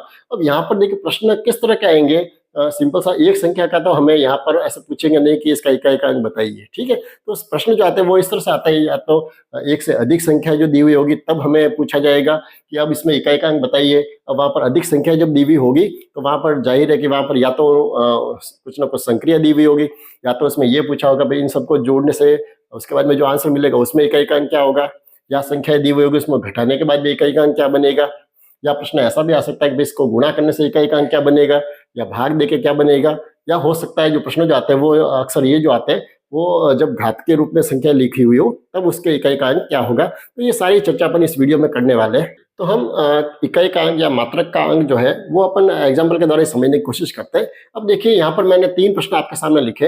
एक तो है जैसे ये संख्या दी हुई है इनका योगफल है, उससे प्राप्त जो संख्या है उसमें हमें इकाई का अंक बताना है, या हमें हो सकता एक संख्या है उसमें से दूसरी संख्या को घटाने से हमें जो संख्या जो मिलेगी उसमें इकाई का अंक बताना है, या हमें कुछ संख्या जो दी हुई है उनका जो गुणा जो करेंगे तो उस गुणा का जो आंसर आएगा उसमें हमें इकाई का अंक बताना है। ठीक है, तो यहाँ पर हम ये समझते हैं कि जब भी हमें देखिए 3 तरह की क्रिया करनी हो, या तो जोड़ने का काम करना हो, या घटाने का काम करना हो, और या गुणा का काम करना हो। ठीक है, तीनों जो संक्रिया है, अब उसमें देखिए इकाइकांक कौन सा होगा, तो बहुत ही सिंपल है, हमें ये पूरे जो है इस तरह का योगफल अंकों की करने की जरूरत नहीं है। हम क्या करेंगे, जब भी मैं जोड़ना हो तो इकाइकांक तो कौन सा होगा, अगर हम इनके जो इकाई के जो अंक है केवल उनके हम अगर जोड़ दें तो हमें मालूम पड़ जाएगा कि जो आने वाली जो संख्या होगी उसका इकाई का अंक क्या होगा। ठीक है, तो हमें पूरा प्रश्न करने की आवश्यकता नहीं रहेगी, केवल जैसे पहली जो संख्या है उसका हम इकाई का अंक क्या है 8, दूसरी संख्या इसका इकाई का अंक क्या है 0, तीसरी जो संख्या है उसका इकाई का अंक क्या है 7, चौथी जो संख्या है उसका इकाई का अंक क्या है 4। अब इनको अपन जोड़ देते हैं तो कितने हो गए, देखिए 8 और 7 कितने हो गए 15, 15 और 4 हो गए 19, तो 19 में इकाई का अंक क्या आ जाएगा 9। तो बहुत ही सिंपल सा प्रश्न है, छोटा सा प्रश्न है, तो यहाँ पर हमें इकाई का अंक मिल जाएगा, ये इसका योग जो करेंगे इसमें कौन सा मिलेगा 9। ठीक है, तो इसी तरह से अगर हमें घटाना हो तो घटाने में भी हमें बिल्कुल वही काम करना है। हमें क्या करना है, केवल इसका जो इकाई का अंक जो है उसको आप सीधे घटाएंगे तो हमें मालूम पड़ जाएगा कि इसका इकाई का अंक क्या होगा। देखिए जो इसका इकाई का अंक क्या है 6 और यहाँ पर क्या है 9। अब 6 में से देखिए 9 तो अपन माइनस नहीं कर सकते, तो वही क्या हो सकता है, यहाँ से उधार ले लेंगे, कितने हो जाएंगे 16, 16 में से हमने 9 माइनस कर दिया, कितने बचेंगे 7, तो इकाई का अंक जो आ जाएगा वो 7 आ जाएगा। बिल्कुल सिंपल सा प्रश्न होगा। और इसी तरह से गुणा की जो संक्रिया है, अब उसमें भी हमें बिल्कुल ऐसा ही काम करना पड़ेगा। हमें जो इसके इकाई का अंक अगर उनको हम गुणा कर दें तो हमें जो गुणनफल होगा उसमें इकाई का अंक मिल जाएगा। अब यहाँ पर कौन कौन संख्या है, देखिए 6 है, 2 है, 8 है और 1 है। अब इनका गुणा कर दे, देखिए 6 दूनी कितने हो गए 12, 12 8 कितने हो गए 96, 96 को 1 से गुणा कर दिया 96, यानी इकाई का अंक जो आ जाएगा वो क्या आ जाएगा, हमें मिल जाएगा 6। ठीक है, तो ये तो बिल्कुल सिंपल है। जब योगफल वाले प्रश्न आ जाए या घटाने वाला आ जाए या गुणा वाला जो प्रश्न आ जाए तब तो हमें इकाई का अंक बहुत ही जल्दी प्राप्त हो जाएगा, कहीं भी आपको दिक्कत नहीं आएगी। विशेष रूप से दिक्कत हमें कहाँ आती है, जब संख्याएं ये ऐसे ना लिखकर इसकी बजाय जैसे ये को घात के रूप में लिख दिया, और जैसे ये भी संख्या इसको हमने घात के रूप में लिख दिया, ये संख्या इसको भी अपने घात के रूप में लिख दिया और इस संख्या को भी मान लो हमने घात के रूप में लिख दिया। अब हमें ये पूछ लिया कि अब इस संख्या में बताइए कि इसका इकाई का अंक क्या होगा, तो हमें दिक्कत हो सकती है। और ऐसे ही प्रश्न जब वो कंपटीशन में आते हैं तो अपन थोड़े उनको ही चर्चा कर लेते हैं।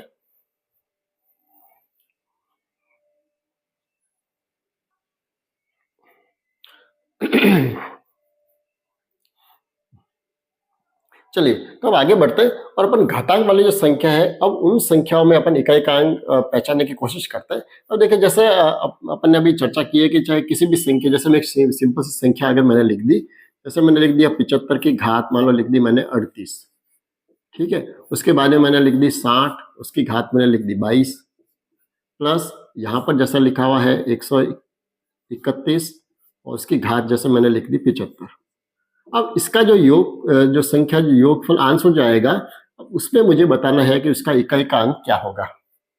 ठीक है, तो अब देखिए बहुत ही खतरनाक सवाल दिख रहा है यहाँ पर। अब ऐसे प्रश्नों में अब मुझे या तो 75 को 38 बार गुणा करना है। घात का मतलब क्या होता है, अपन सिंपल से जानते हैं कि जब भी किसी संख्या के ऊपर घात लगी हुई हो, जैसे मैंने 2 के ऊपर घात लिखी हुई है 5, इसका अर्थ क्या होगा 2 को मुझे 5 बार गुणा करना है, तब जाके पहले तो मुझे इसका आंसर मिलेगा। जैसे 2 दूनी 4, 4 दूनी 8, 8 दूनी 16, 16 दूनी 32।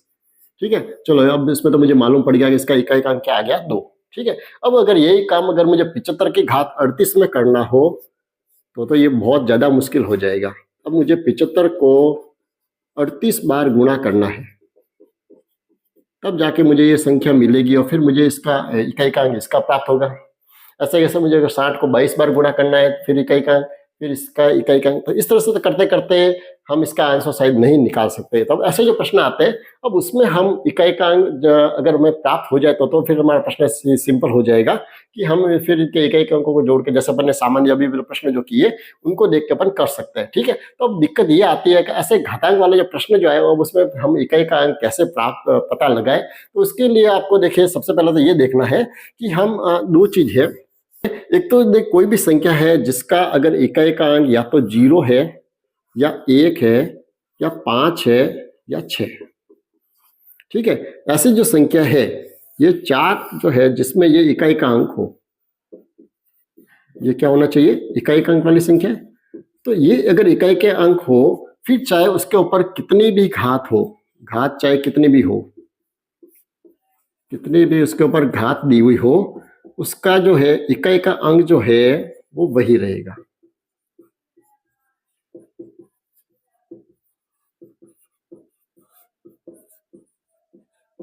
ठीक है, आप इसको एक अच्छे से नोट कर लीजिए। देखिए कौन कौन सी संख्या, जैसे 0 है, 1 है, 5 है और 6, जैसे कोई भी संख्या है, जैसा मैंने एक संख्या लिखी मान लो 70, ठीक है, तो ये 70 जिसमें इकाई का क्या है 0 है, या मैं कोई एक संख्या लिख रहा हूँ जिसके जैसे 1221 मैंने लिख दिया, ठीक है, या 5 वाले पर संख्या लिखे जैसे मैंने लिख दिए, सिंपल सा मैं 15 लिख रहा हूँ, या 36 लिख दिया, ठीक है। अब ये जो संख्या है, ऐसी संख्या जिसका इकाई का क्या है, या तो 0 है, या 1 है, या 5 है, या 6 है। तो अब इसके ऊपर चाहे कितनी भी घात हो, जैसे देखो 70 है, इसके ऊपर अगर मैं घात जैसे मैंने लिख दी 15, तो उसका इकाई का क्या होगा। देखिए हमें करना तो क्या है, 70 इसका जो गुणा है मुझे कितनी बार करना पड़ेगा, 15 बार करना पड़ेगा, लेकिन इसका जो इकाई का अंक है उसको अपन देखो गुणा करके इकाई का अंक तो पता लगा सकते हैं। तो इसका इकाई का अंक क्या है 0, तो 0 को अपन गुणा चाहे कितनी ही बार करोगे हमें आंसर क्या मिलेगा, 0 ही मिलेगा। यानी इसका इकाई का अंक तो कौन सा होगा, 0, चाहे इसकी घात कितनी भी हो। ऐसा कैसा, जैसे अगर लास्ट में इकाई का अंक क्या है 1 है, तो 1 चाहे कितनी ही बार आएगा इकाई के अंक में, तो जब उसका गुणा करेंगे तो हमें इकाई का अंक क्या मिलेगा, 1 ही मिलेगा। इसी तरह से जैसे 15 है, जैसे 15 15 15 है, जैसे मैं गुणा करूँ, देखो 5 का 5 से गुणा करूंगा क्या होगा 25, तो 25 क्या मिलेगा, इकाई का अंक 5 ही मिलेगा। वापिस 5 का 5 से करोगे 25, तो मुझे इकाई का अंक तो क्या मिलेगा, हमेशा 5 मिलेगा, ठीक है। इसी तरह से अगर इकाई का अंक 6 लिखा हुआ है, तो अगर मैं गुणा करूंगा 36 का 36 से गुणा करूंगा, यानी 6 का 6 से गुणा करेंगे तो हमें क्या मिलेगा, 6 छंग 36 का क्या मिलेगा, 6 ही मिलेगा। तो इकाई का अंक जो है वो हमें क्या मिलेगा, 6 ही मिलेगा। तो ये 4 जो कंडीशन है, एक तो 0 या 1 या 5 या 6, ये अगर 4 अंक अगर कहीं पर भी दिए हुए हैं तो उनका इकाई का अंक क्या होगा, हम जल्दी से पता लगा सकते हैं। जैसे देखिए ये प्रश्न जो है यहाँ पर जैसे 75 लिखा हुआ है, 75 की घात कितनी लिखी हुई है 38, यानी इसके इकाई का अंक क्या है 5 है, तो इसकी घात चाहे कितनी भी हो, अब गुणा करेंगे तो इसका इकाई का अंक तो क्या आएगा, 5 ही मिलेगा। तो इस संख्या का इकाई का अंक तो मिल गया 5। इसी तरह से जैसे ये 0 है, तो 0 की तो घात चाहे कितनी भी हो जाए, इकाई का अंक तो क्या आएगा, 0 ही आएगा, तो इसका जो इकाई का अंक आएगा वो 0 आएगा।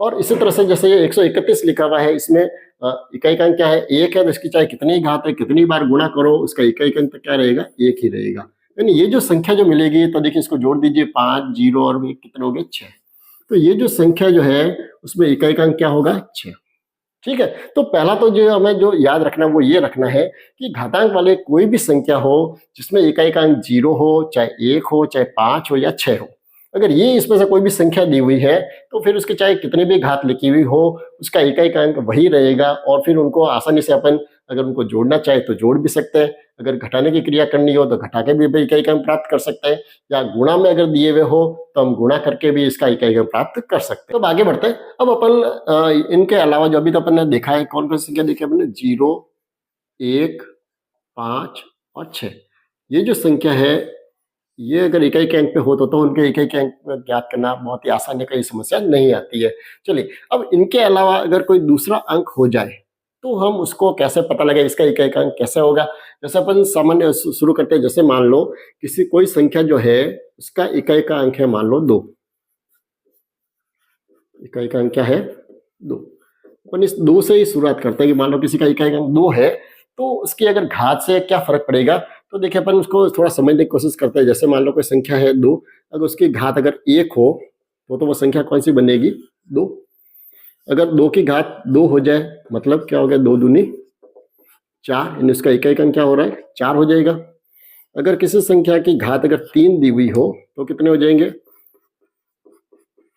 2 दूनी 4, 4 दूनी 8, उसका इकाई का अंक क्या होगा 8। अगर 2 की घात 4 हो तो उस संख्या का इकाई का अंक कितना हो जाएगा, 2 दूनी 4, 4 दूनी 8, 8 दूनी 16, यानी इकाई का अंक क्या हो जाएगा 4। देखिए सब अलग अलग इकाई का अंक आ रहे हैं, 1 होगा घात तो उसका इकाई का अंक 2 आएगा, अगर घात 2 होगी तो उसका इकाई का अंक क्या आएगा 4, अगर 3 होगी तो उसका 8 होगा, और 4 घात होगी तो कितना हो जाएगा 16।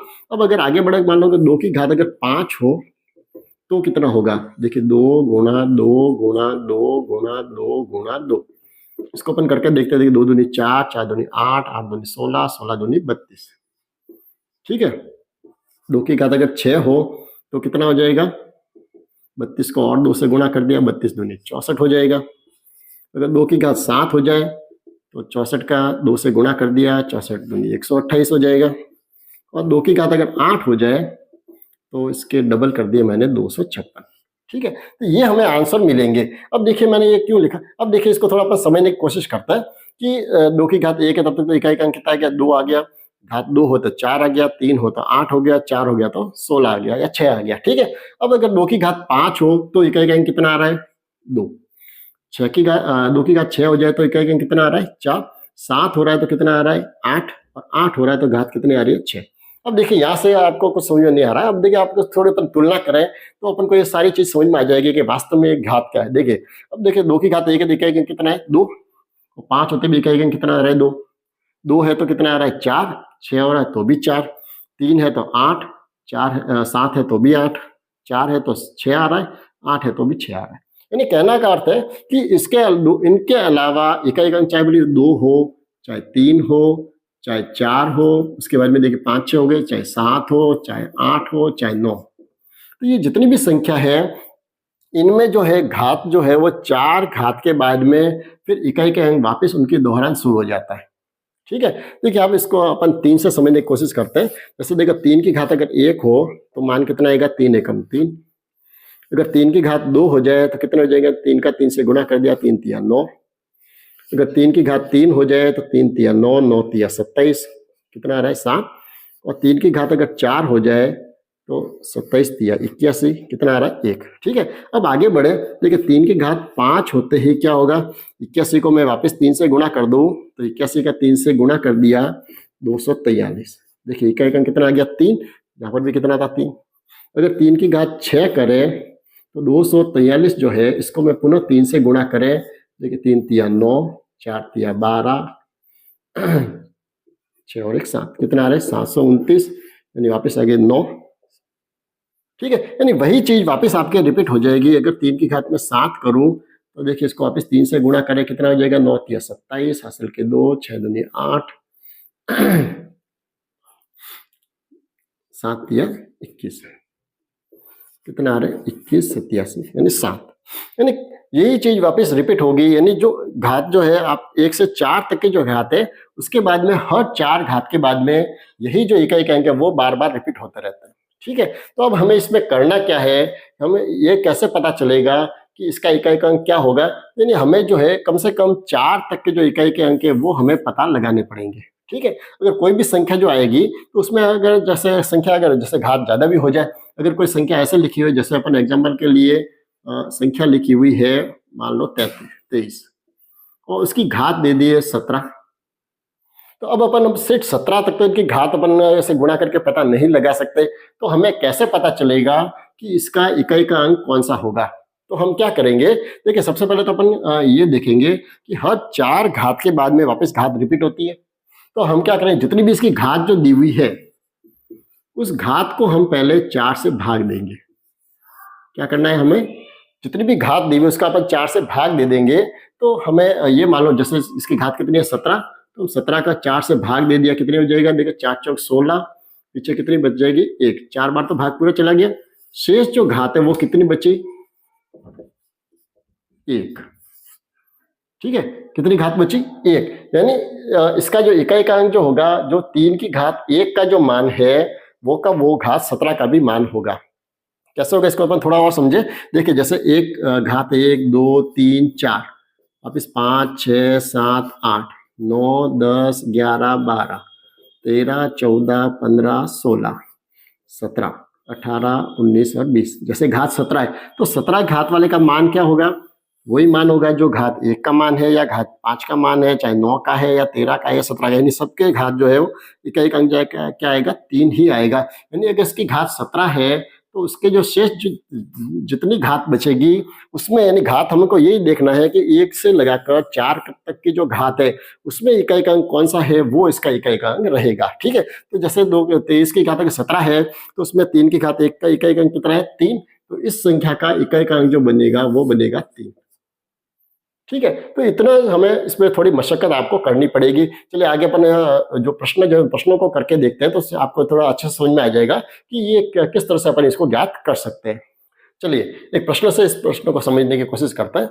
चलिए एक प्रश्न है हमारे सामने, जैसे 22 की घात 13 प्लस 59 की घात 18 प्लस 98 की घात 24 में इकाई का अंक बताना है, ठीक है। तो अब यहाँ पर हमें देखिए क्या करना है, एक तो संख्या है हमारे पास पहली जो संख्या है वो तो कौन सी है, हमें ये देखना पड़ेगा कि 22 की घात 13 जो है उसमें इकाई का अंक क्या होगा। ठीक है, एक तो हमें ये पता लगाना पड़ेगा। दूसरा जो है वो 59 की घात जो है वो 18 है, तो इसमें भी हमें देखना पड़ेगा कि इकाई का अंक कौन सा होगा। और तीसरा जो है 98 जो है इसकी घात कितनी दी हुई है 24, तो इसमें भी हमें देखना पड़ेगा इकाई का अंक कौन सा होगा। ठीक है, फिर हम तीनों के जोड़ेंगे तो हमें आसानी से मालूम पड़ जाएगा। अब देखिए पहले घात कितनी है, 13 है, तो अपन पहले तो क्या करेंगे, मैंने जो बताया 13 में अपन 4 का भाग देते हैं। कितनी बार भाग जाएगा उससे हमें मतलब नहीं है। ठीक है, हमें तो ये मतलब है कि शेष घात कितनी बचती है। ठीक है, याद रखना, हमें इसमें ये नहीं देखना है कि भाग कितनी बार जा रहा है, वो हमें नहीं पता लगाना है। हमें तो ये देखना है कि देखिए 4 का भाग 13 में दिया, कितनी बार जाएगा, 4 तिया 12, शेष क्या बचेगा, यानी ये जो भाग जो अपन दे रहे हैं 4 तिया 12, ठीक है, तो शेष क्या बच रहा है 1, यानी ये जो शेष बच रहा है ये शेष घात बच रही है। ठीक है, हमें ये केवल पता लगाना है इसमें जो शेष घात बची है वो कितनी बच रही है 1। तो अब 1 घात बची है, इसका इकाई का अंक कितना है 2, तो इसका अर्थ ये होगा इसमें जो है 2 की घात 1 का जो मान होगा उससे हमें इकाई का अंक मिलेगा। ठीक है, ये तो पहला हो गया। अब दूसरा जो है 59 जो है इसका इकाई अंक क्या है 9, तो इसके भी 18 घात है, तो हम 18 में 4 का भाग दे देंगे, तो कितनी बार जाएगा 4 चौक 16, पीछे कितनी घात बचेगी 2। ठीक है, यानी इकाई का अंक जो है 9 जो है, मतलब 9 की घात 2 का जो मान आएगा उसमें जो इकाई का अंक होगा वो हमारा इकाई का अंक इस संख्या का भी हो जाएगा। ठीक है, इसी तरह से 98 की घात कितनी है 24, तो 24 में भी अपन ने 4 का भाग दे दिया, कितनी बार गया 6 बार। अब इसमें जो शेष जो बचा है वो शून्य बच रहा है, कोई घात बच ही नहीं रही है।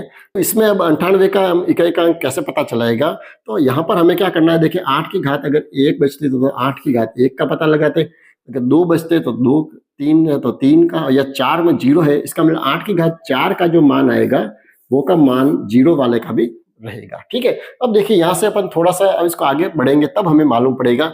इसमें तो देखिए सबसे पहले हमें क्या देखना है, पहली जो संख्या इसमें तो हमें देखना है 2 की घात 1 का मान आएगा वो हम लिखेंगे, दूसरी की घात 18 का मतलब हो जाएगा उसमें 9 की घात 2 में जो इकाई का अंक होगा वो हमें पता चलेगा, और 98 की घात 24 में हमें क्या करना है 8 की घात 4 का जो मान होगा वो हम वहां से हमें इकाई का अंक मिलेगा। अब देखिए 2 की घात 1 का मान तो सीधा ये पता चल रहा है कि उसका इकाई अंक 2 हो जाएगा।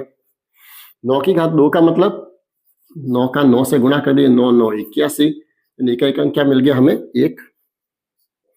8 की घात 4 का मतलब हमें 8 को देखिए 4 बार गुणा करके पता लगाना पड़ेगा। अब देखिए यहाँ पूरा गुणा हम नहीं करेंगे, जैसे 8 का 8 से गुणा कर दिया, कितना आगे 64, यानी इकाई का अंक क्या मिल गया हमें 4।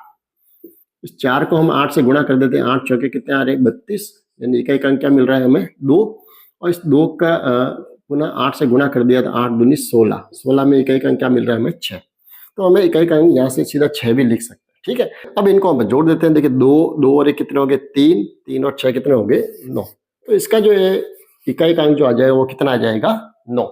चलिए अगले प्रश्न की तरफ बढ़ते हैं। अगला प्रश्न है 555 की घात 128 गुणा 786 की घात 111 गुणा 380 की घात 259। ठीक है, अब इसमें हमें इकाई का अंक बताना है। अब देखिए यहाँ पर पहली तो संख्या है कितनी है 555 की घात कितनी है 128, एक तो इसमें हमें इकाई का अंक पता लग रहा। दूसरा जो है 786 जो है इसकी घात है 111, इसका भी हमें पता लगाना कि इकाई का अंक क्या होगा। और तीसरा जो है वो 380 की घात है 259, तो इसमें भी हमें पता लगाना है कि इकाई का अंक क्या होगा। ठीक है, तो एक तो देखिए आप वापस दिमाग में ये रखें कि आप सीधा ये नहीं करें कि सीधे जो घाते दी हुई इसको 4 से भाग दे दें और फिर अपन इतना लंबा चौड़ा करें। सबसे पहले आपका काम ये होना चाहिए कि हम सबसे पहले तो हम इसके इकाई के अंक को ही देखेंगे कि कहीं ऐसा ना हो कि इकाई का अंक तो ऐसा सिंपल सा ही दिया हुआ हो और हम अनावश्यक रूप से जो घात जो है उसको अपन 4 से भाग दे के और फिर अपन अनावश्यक रूप से प्रश्नों को बड़ा करें। ठीक है, तो जैसा आपने पहले देखा था कि अगर किसी का इकाई का अंक कितना हो, अगर 5 हो या किसी का 6 हो या 0 हो तो उसका तो इकाई का अंक वही रहता है, तो हमें कहीं भी ये भाग की क्रिया करने की आवश्यकता पड़ेगी नहीं, चाहे उसकी घात कितनी भी हो। तो 555 वाला जो है तो इसमें तो इकाई का अंक क्या होगा 5, 686 786 है तो उसकी घात चाहे कितनी भी हो तो 6 है तो इकाई का अंक हमेशा 6 ही रहेगा।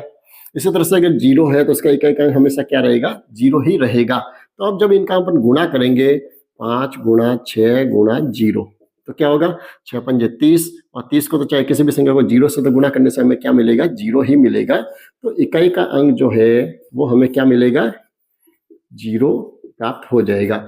ठीक है, तो ऐसे जब भी बड़े प्रश्न जो आते हैं जिसमें घातें बहुत ज्यादा दी हुई हो तो उसमें अक्सर ऐसा ही देखा जाता है कि उसमें इकाई का अंक या तो 5 या 6 या 0 या 1 ही दिए हुए होता है ताकि वो प्रश्न थोड़े जल्दी होते हैं। ठीक है, अगले प्रश्न की तरफ बढ़ते हैं। अगला जो प्रश्न है वो हमारे सामने ये है कि 703 की घात 27 गुणा 981 की घात 52 गुणा 473 की घात 0 में हमें इकाई का अंक बताना है। ठीक है, तो सबसे पहले तो संख्या जो है वो क्या है 703। तो चूंकि इकाई का अंक इसमें क्या है 3 है तो हमें बिल्कुल घात से ही पता लगाना पड़ेगा कि 3 की घात कितनी बनेगी। तो देखिए 27 है, 27 को अपन ने 4 से भाग दे दिया, कितनी बार भाग जाएगा 6 चौक 24 के पूरे हो जाएंगे, पीछे कितनी बचेगी शेष घात कितनी बचेगी 3 बचेगी, तो शेष घात बच गई है यहाँ पर 3। ठीक है, तो इसका अर्थ ये होगा कि 3 की घात 3 का जो मान होगा इकाई का अंक इसमें जो होगा वो इकाई का अंक इस संख्या का हो जाएगा। ठीक है, तो ये तो हो गया जैसे 3 की घात 3 का मान अपन ज्ञात कर लेते क्या होगा, देखिए 3 गुणा 3 गुणा 3 कितना हो गया 3 तिया 9 9 तिया 27, यानी इकाई का अंक कितना आ जाएगा 7। तो पहली संख्या का इकाई का अंक तो हमें मिल गया 7। ठीक है, उसके बाद में दूसरी संख्या है 981, इसकी घात कितनी है 52। तो यहाँ पर तो देखिए हमें भाग देना नहीं पड़ेगा क्योंकि इकाई का अंक क्या है 1। तो 1 वाले का तो इकाई का अंक हमेशा ही अपन को पता है क्या रहेगा 1 ही रहेगा, तो इसका इकाई का अंक तो हमें सीधा ही मिल गया 1। अब तीसरी जो संख्या है वो है 473 की घात 0। अब यहाँ पर हमें क्या करना है, यहाँ पर देखिए है तो 3, इकाई का अंक तो 3 है, तो यहाँ पर 4 का भाग तो देना पड़ेगा। अब देखिए 0 में 4 का भाग कैसे दे, तो 0 आएगा, फिर क्या पता क्या करना है।